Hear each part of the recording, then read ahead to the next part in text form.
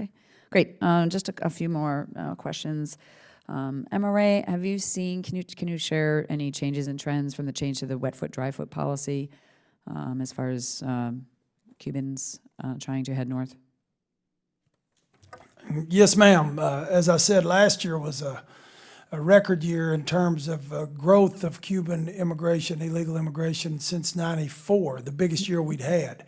And after the wet foot, dry foot was repealed last month, we saw a dramatic downturn. And now some of this is not really the season right this time of year when the weather and other things. So we're not certainly not letting our guard down now, because there's always the threat, and certainly the conditions in Cuba and the conditions in America haven't changed. So we see the threat is still out there, but the facts on the water, as of right now, since that was repealed, there's a lot less attempts that we've seen thus far.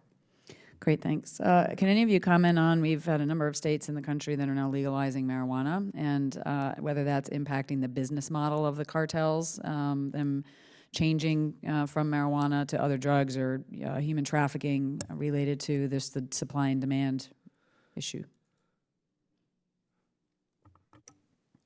I think that might fall into, what we would call the intelligence gap, but, and when we talked earlier about heroin, in my mind, there's no mistaking the explosive, growth in the cultivation of poppies in Mexico, and the transition to, heroin as one of their primary drugs that they're exporting to the United States. So, I mean, correlation doesn't mean causality, so there's Correct. probably a couple different elements in that to include the increased demand and the opioid addictions in the country.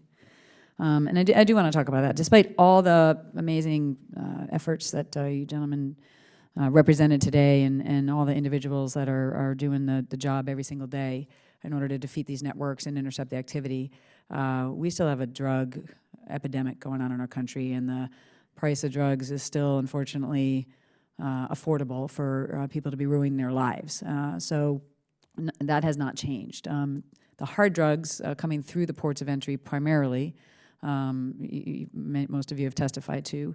Mr. Allen, what else do we need to do at the ports of entry related to these hard drugs that are making their way through? Pretty innovative techniques, as you've testified to, or many of you have testified to. Well, I think, CBP has done a tremendous job in refining and improving how they target, at the ports of entry. I think focusing more, resources on that problem set.